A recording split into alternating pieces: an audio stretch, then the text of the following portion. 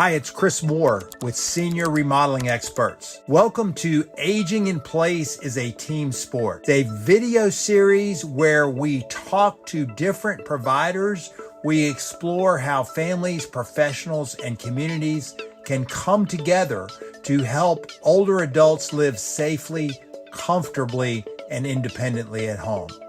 I'm here to guide you, connect you with the right resources, and help make the rest of your life the best of your life. Welcome back to Aging in Place is a Team Sport. I'm Chris Moore, and I have the pleasure today of having with me Mary Beth Flynn. And Mary Beth Flynn is going to tell us all about Artfully Aging. Welcome to the program, Mary Beth. Thank you. Great to be here. So tell me, what is Artfully Aging and how does it help our seniors? Well, let's see. Artfully aging is actually something we're all doing, no matter our age, because the moment we're born, we're aging. Artfully Aging, as I designed it, is a watercolor art program for seniors. And I started it 16 years ago in St. Louis, contracting in person on the ground with senior living communities to go in and do watercolor art sessions with residents. It has evolved and changed a bit over the years. We still do that in St. Louis, but we also now have I call it a DIY internet site online version, which we market all over the country and to all of the senior markets. Okay. So what would you say are the main benefits of getting involved with art from a developmental and health aspect? How is being involved in your program going to help seniors with their cognitive and mental abilities? Engaging in creative activities, watercolor, there are many benefits to it that can come through it. And that could be relaxation. And by relaxation, you could enter into a state we call flow. So if you get engaged in your project and become immersed in it, we naturally enter the state we call flow, and you lose sense of time and space and worries or stress. And so that is the relaxation piece. Cognitive stimulation, it requires you to concentrate. It requires eye-hand coordination, concentration, and so it's cognitively stimulating. And they all kind of dovetail into each other, all the benefits. So that could go into relaxation. Creative stimulation, that's when, you let your creativity flow. When I have a group, I often say people are often intimidated coming to watercolor. Many people have never done art. They don't think they're artists, but they come and we get them there and they try it. And I often have to say, okay, I want everyone to do this.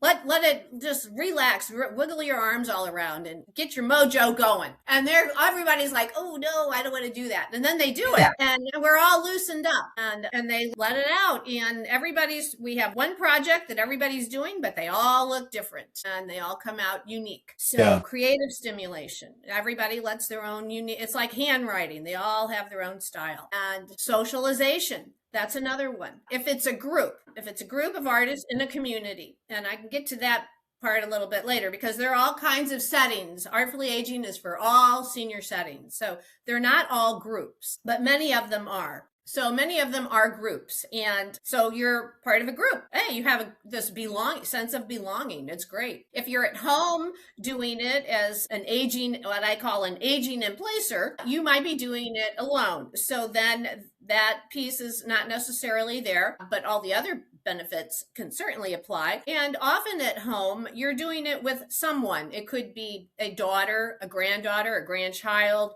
could be a friend. So then there could be a caregiver, whether it's a loved one who's a caregiver or a hired caregiver. So all of those situations could exist. And then it does have a socialization aspect to it. And on that note, if you are doing it with any of those people, especially I'll say a caregiver, you kind of develop this other relationship with them. They're not just tending to your daily needs, but you're doing something together and maybe entering into some reminiscing, which I'll say could become part of the project. So it could be socialization also. A sense of accomplishment is another big one. People feel like they did something, like they created something, and that is a great sense to have, that you accomplished something. So there are lots of benefits that come from it. And in a community, you would maybe have an art show or an art display, which would then enhance that, again, sense of accomplishment. If it's a home setting or a senior center or an adult day center, there are all these settings that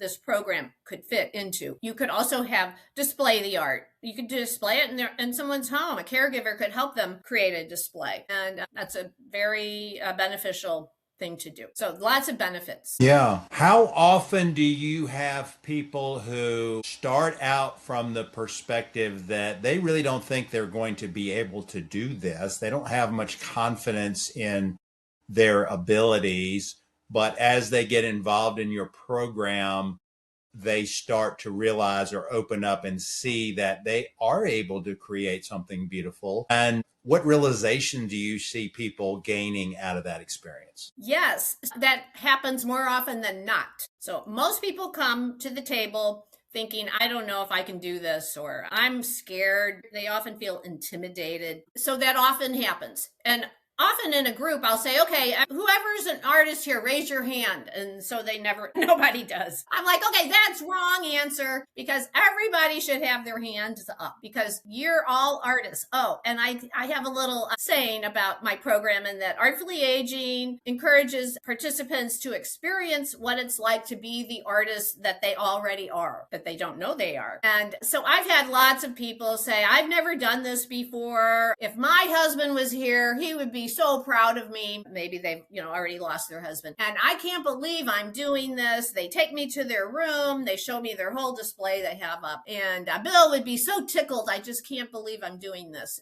Or I had one lady in my group some years back, and she always told us at the beginning of the group, we never did anything like this in school. I went to a Catholic school, and all we ever had were Crayolas. A Catholic, parochial parish school that gave great educations, but maybe not a lot of art. Yeah. So, we get everything. And I had one man who was in corporate setting all his life, never did art. And at the end of the group, he said, wow, this is soulful. This is a soulful experience. Oh, that made me feel so good. And we actually in St. Louis, we do home visits to people who are at home and maybe aging in place with a loved one, maybe have early onset, and we will go in and, do art with them. But if they had a caregiver, that could happen anywhere.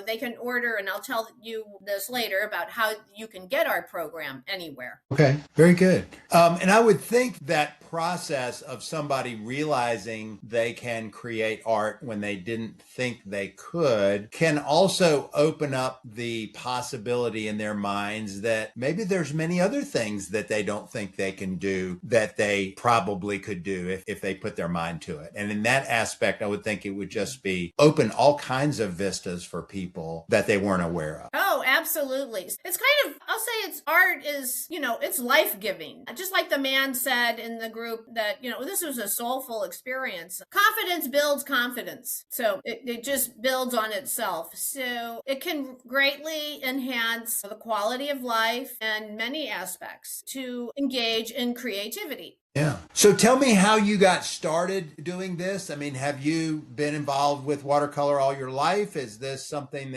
tell me how it evolved? Yeah.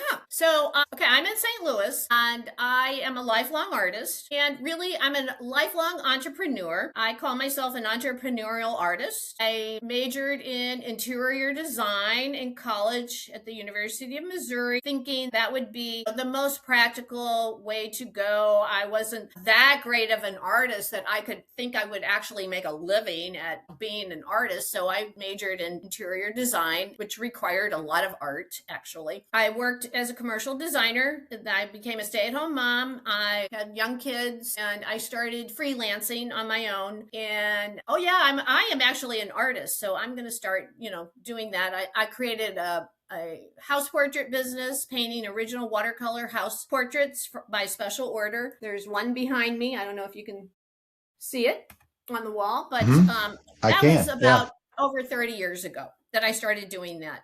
And I decided to do it, and I honed my skills in watercolor. I had taken watercolor in college, loved watercolor. I've done, I don't know, 3,000 houses across the U.S. However, during the recession of 2008 through 11, those years, I had to think of something new to do. I had to reinvent myself. And who needs a watercolor artist? And so at that time, I scrambled around doing all kinds of things. I was the gig economy. I had 4 or 5 different part-time jobs and doing my watercolor house portraits when I could. One of my little jobs was I started working as a home care caregiver for a home care company here in St. Louis, Seniors Home Care. And I also got a little gig doing a watercolor at a adult day center, which I had never worked with seniors before, and I had never really taught watercolor before. So I got on there, twice a month. But I loved it. I loved it because I felt like I was making a difference. I had a kind of a burning desire, maybe if during that time reinventing myself, I might go back to school and social work and do something in the helping profession. And I felt like I'm doing it right now. And there was something soulful about it. And these people were, finding parts of themselves that they didn't know existed. And so that's when the seeds were planted. And that was in 2009. And I thought, this is what I'm going to do. I am going to develop a watercolor program and take it into senior living communities. And now that's what I did. And I built it up. I had 40 groups myself every month going, continually. They were ongoing schedules. And I developed the program. I developed all these projects to go with it. And I would create a project and take it out on the road and try it and then come back and tweak it up and make it work. And so I did that and was loving it and was thinking about how to grow it, maybe more than just myself doing it. And I had an art therapist working with me. And that's when COVID happened. So then COVID happened and okay, now I got to reinvent something again. And how could I serve these communities without going into them? And I could create ready to paint watercolor projects, send them to the community, and then make a how-to video on this Zoom thing that everybody's talking about, and which I have no clue how to do. Record it, and I could email that, and then they could do it in-house. So the activity director could use the how-to video and lead the group on their own on a DIY. Okay, well, that kind of worked across town. And then it was, well, if I could do it across town, I could do that across the country. And so I had to hire a developer and make a whole new website and make all these videos that go with all my projects that I had created. And that was launched 5 years ago, the internet side, the online program. And then, of course, since then, COVID is over. And now we have on our in-person groups locally going again. And we're growing that way. And I do have some facilitators now that work for me in St. Louis. And I also have come to see that this program is not just for senior living communities. While it's a great program for senior living communities, it could go and apply to any senior setting at all. And we now have proven it because locally we are going into senior living communities with every level of care, from memory care to independent living, to also doing groups with the community college continuing ed department. There we're doing groups for the independent people in the community, and we're going into homes and working with people who are aging in place. And now with the online program, I'm shipping projects to senior living communities and individuals who are living independently, and also senior rec departments with, at a rec center, the senior programming people are using the projects there. So really any application, and really, really great for, I think, aging in placers, because, most people want to live at home, but there's no activity department at home. So there you go. They need some engaging activities. Yeah, absolutely correct. And that's one of the things why I say that aging in place is a team sport, is that when you choose to age in place, you have to come up with all of the parts and pieces, the activities and the transportation and the financial aspect and the healthcare aspect and all of that. And so I think that's really great that you're doing that. What stood out to me in your story is that it was the downturns, it was the financial downturn in '08 that brought you to innovate. And then it was the lockdown associated with COVID that brought the second innovation. And it was those difficult times that led you to where you are today. And that's a theme that I see so often. It's the dry and arid places in our lives where we grow. And I think that is a great point to make. I mean, it was during the '08 that I became involved in Aging in Place because I'd been a framing contractor. We were building $1 million houses. And one day in '08, there were no more $1 million houses or hardly any other houses being built. And so, and people didn't want watercolors of them either. Exactly. And so when we reach those crossroads in our lives, we have a choice of, how we're going to respond to this situation. Are we going to, give up and quit? Or are we going to, look under the rocks of difficulty to find opportunities? There's a chapter in my book that's called Obstacle or Opportunity. Are the things that are holding us back, are they a brick wall or are they a locked door and we just have to find the key? I think that from listening to you, that locked door that you're opening in your clients' minds that, wow, I never thought I could paint. Wonder what else I can do. And I think that is what keeps people alive and keeps people young. The cultural narrative that I challenge in my book is the one that suggests rather strongly that we reach our peak at 40 or 50 and it's all downhill from there. And we're just going to keep getting weaker and sicker as we get older. And I vehemently oppose that point of view. And my mission and my crusade is to help people recognize and strive to get better every day. And I think that's what you're doing with your art program. Well, I sure hope so. That's our goal. Yeah. Yeah.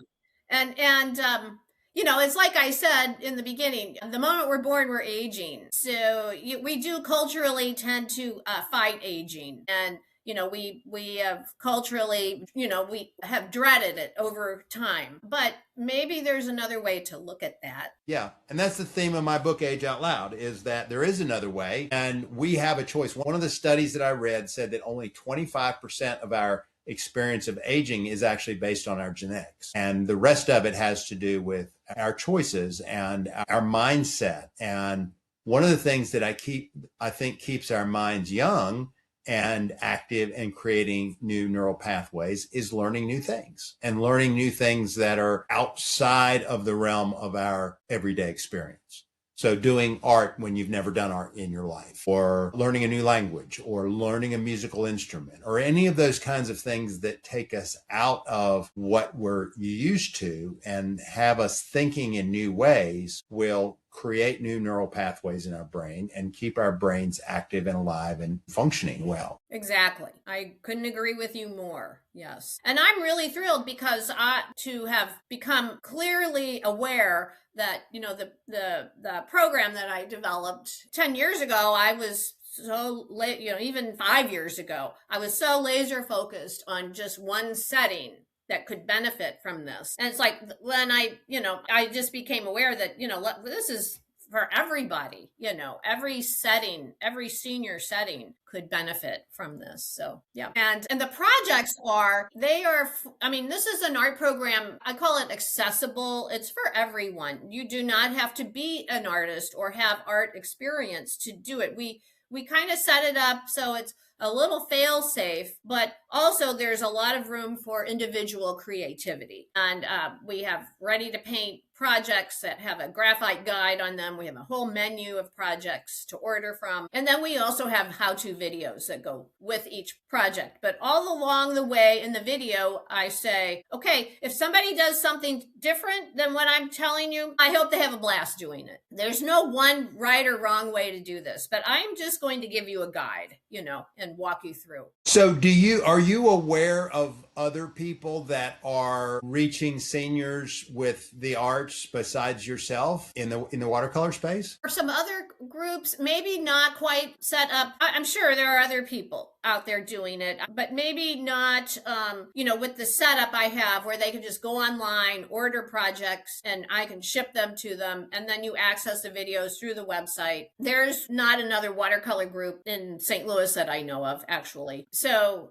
yeah, we've kind of thought of everything, and it's kind of a turn all inclusive. We also sell supplies, the art supplies, and we keep it very simple. So the same supplies are for all the projects. So you order the supplies last, and then you just order, use more get more projects. And it's very, awesome. Very affordable. Yeah. So how are you getting the word out? How are you reaching people and telling them about your program and maybe people that, like myself, had never heard of such a thing? Oh, okay. Well, I do, I'll give a little bit of history on that. When I started Artfully Aging and until the pandemic was all, boots on the ground. I was out in the communities. I really did no social media marketing at all. I used that thing called the telephone and the yellow pages when I started. Remember that? And I had a website for my art, so I could tell people I'm a local artist. They would go to my website and say, "Oh, yeah, she's a local artist." And then along the way, I got a website for Artfully Aging and introduce my program that way. And then when COVID hit, like I said, how could I serve these communities without going into them? I hired a developer. We made this whole new website with an e-commerce side to it. And that developer said, once we get this launched, this is 5.5 years ago, you're going to have to do all the social media and email sales and marketing or you're going to have to find someone to do it. And really, I was kind of like deer in the headlights. I'm like, I don't even know really what that means. And so for the last 5 years, I have been learning how to do social media sales and marketing. And I have mostly been on LinkedIn. LinkedIn is my main platform, and I've learned how to do a lot. I have a virtual assistant who helps me with a lot of things. I have now two facilitators who do groups for me, and I have learned how to do this social media sales and marketing. When I started, I had I think maybe 50 contacts on LinkedIn. I did have a LinkedIn profile, but I wasn't really active on it all those years. I have I think 6,000 contacts and 6,000 followers now. So wow, I've been that's really impressive. Busy trying to get the word out and change the messaging and come up with, new markets. I'm not just going to market now to senior living. I'm going to market to all senior settings. And it's really working. And on the ground here, we are proving it, that every setting is a very appropriate setting for this program. Yeah. Yeah. So you're learning new things while you're helping your clients. That's right. I have learned a lot. I felt like the learning curve was ginormous, and every day, I got to learn something else new. Oh my gosh, every day has been like that. It's getting a little easier. I learned how to do a graphic program, which I felt like technologically my skills were kind of lacking. So I've really had to work at it. Yeah. Yeah. I'm the same way, trying to learn all of these different programs and YouTube and LinkedIn and Facebook and all of that stuff. For years, I went around telling people only dumb people need smartphones. And here I am. Yeah. Yeah. Now there's AI. So.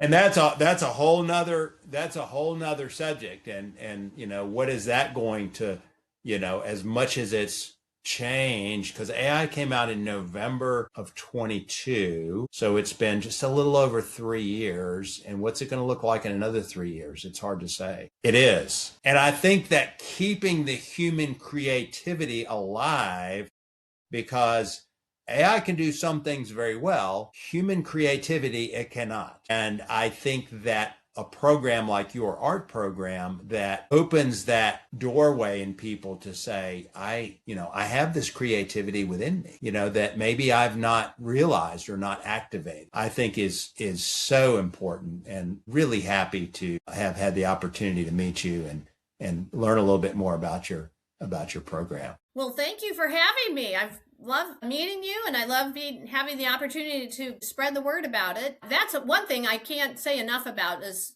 people have been in this industry are so helpful and so supportive. I've made friends, a lot of virtual friends, a lot of people I've met like you virtually and connected with, and it's just been amazing. Like, it's just, I felt like this just opened up this whole new world, and it's been totally fascinating. Yeah. And I'm doing something meaningful while I'm doing it. It's awesome. Right. So what's your favorite transformation story of somebody that has been involved with your?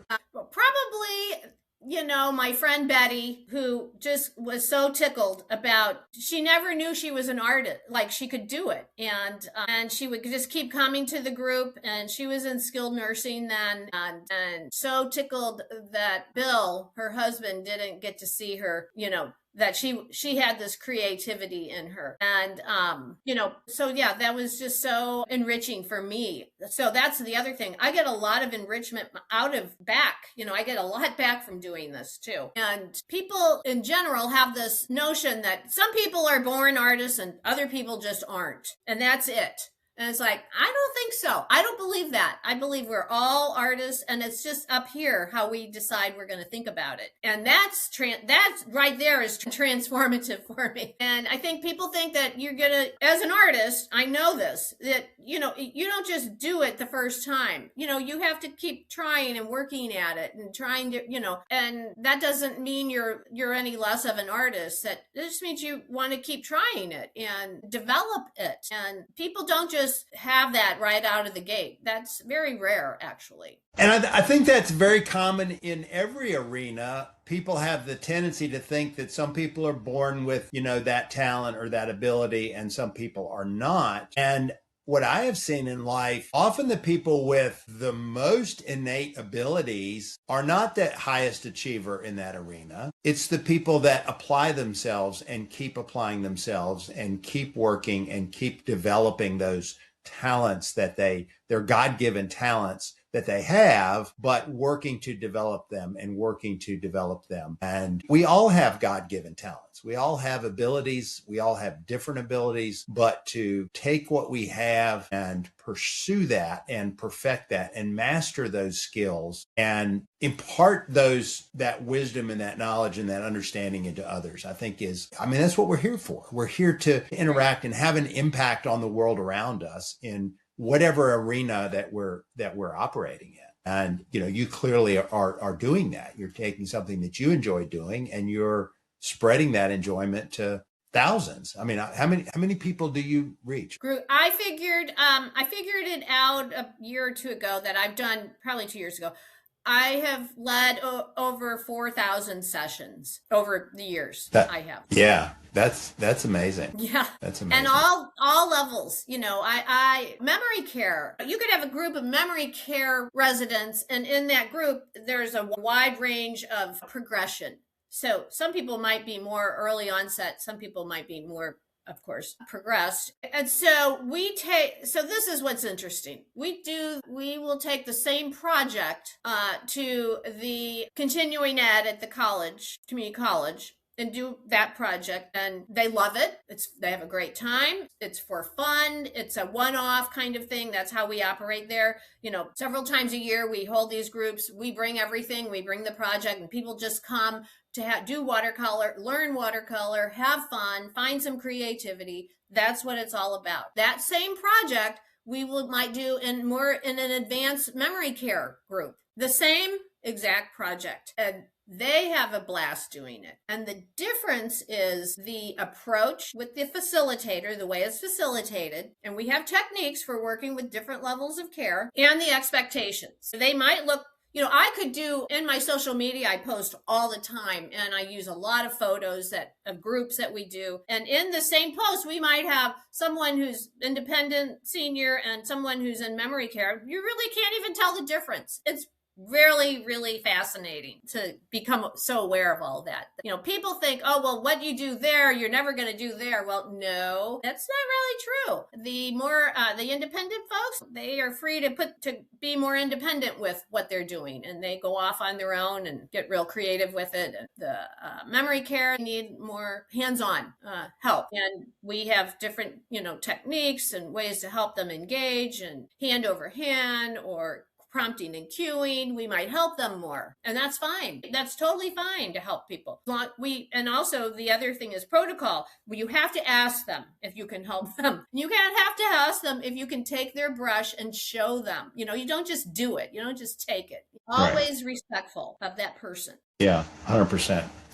So that brings up a question in my mind. I know that I've done some reading about music as it relates to dementia, and how sometimes music can reach through the layers and reach people that nothing else can. And I'm wondering if there's a parallel with art. Do you find people who are in memory care, when they start doing art, kind of come out of that to some degree, and that creativity enables them to be more aware and of their surroundings? Yes, more aware. I think music, well, I'll go back to music, I know is also very therapeutic. Even maybe music and music therapy are really wonderful. It's a wonderful thing, because you don't even have to think if you're an artist or not, or be afraid to go, you just have to be able to hear it. And it's so therapeutic. And I think then even like movement to music, even if it's just chair dancing, that is so out of this world. So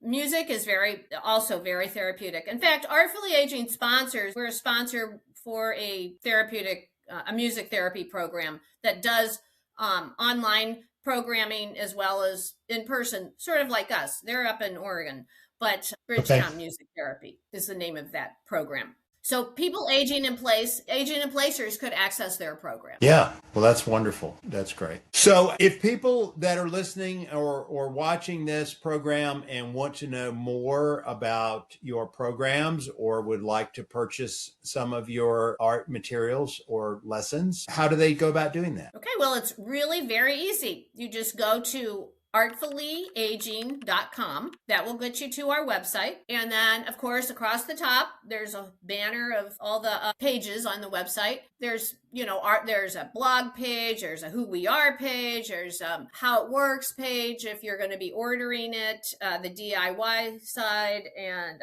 there's some videos on the website on various pages. But then there's the main page, and that's shop projects. And there you will find there are 48 projects on the website to choose from, and you can access that page of all 48, and they're alphabetized, or else there are subcategories you can click on if you click down for seasons and holidays and animals or landscapes or still lifes or florals. All of that are subcategories. And then from there, you can place your order. You click on the project you want, and all the information pops up, and there's a little purse up there. If you order, then you have something, just like if you order on Amazon. And then on that page, there is shop supplies, art supplies. So you can buy art supplies. A variety pack of 5 different projects. They're on watercolor. Well, all of the projects come ready to paint on watercolor paper with a graphite guide. The graphite guide is just like a pencil. You can erase it, you can change it. If you want, you can use it to the letter. And when they paint on it with the watercolor, it diminishes. So it never looks like a coloring sheet. And so if they get out of line or intentionally change the lines or change it, it just becomes their creation. So it's very flexible and forgiving that way. So they all come ready to paint. You get a packet of 5 ready to paint projects for $18.75. You get the variety pack is a little bit more because they're all different. The watercolor supplies come in an order of 5 for 5 people, or we also sell individual supply packs for one person. And It's all on there. It's real easy to order. You don't have to call anybody or talk, do anything. Of course you can. If you have questions, please reach out. So yeah, people say, well, I'll call you when I'm ready. I'm like, well, you don't really have to, but don't get me wrong. I'd love to talk to you. Yeah. Yeah. Very good. So artfullyaging.com for anybody that's interested in taking a journey into the wonderful world of watercolor. And thank you, Mary Beth, for being here with us today on Aging in Place is a Team Sport. And I welcome all of you to go to Mary Beth's website and discover more about watercolors. So until the next time, this is Aging in Place is a Team Sport.